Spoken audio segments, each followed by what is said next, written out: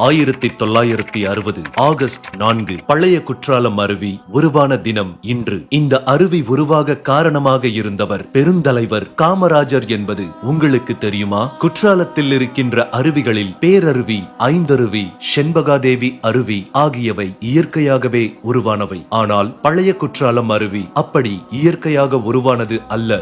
1960க்கு முன்பு இந்த அருவி குளிப்பதற்கு ஏற்றதாக இல்லாமல் சுமார் 200 அடி உயரத்திலிருந்து செங்குத்தாக ஆக்ரோஷமாக விழுந்து கொண்டிருந்தது. அப்போதைய முதலமைச்சராக இருந்த பெருந்தலைவர் காமராஜர் அவர்கள் ஒரு முறை பழைய குற்றால அருவியை பார்க்க வந்திருந்தார். இந்த அருவியை மக்கள் பயன்படுத்தும்படி செய்ய முடியாதா என அருகிலிருந்த பொறியாளர்களிடம் கேட்டார். பின்பு அவரே தண்ணீர் விழாத காலத்தில் மலையை படிக்கட்டுகள் போன்று செதுக்கி விடுங்கள், இதனால் தண்ணீர் செங்குத்தாக விழாமல் ஒவ்வொரு தடுப்பிலும் விழுந்து வேகம் குறைந்து கடைசியில் மக்கள் தலையில் விழும்போது பூவாளி தண்ணீர் போல விழும் என்றார். அவர் சொன்னது போலவே மலையை செதுக்கி முடித்த பின்பு மக்கள் குளிக்கும் வகையில் அழகான நீர்வீழ்ச்சியாக உருமாறியது பழைய குற்றாலம் அருவி. 1960 ஆகஸ்ட் 4 அப்போதைய முதலமைச்சர் பெருந்தலைவர் காமராஜர் அவர்களால் பழைய குற்றால அருவி திறந்து வைக்கப்பட்டது. இதற்கான கல்வெட்டு பழைய குற்றாலத்தில் இருக்கிறது.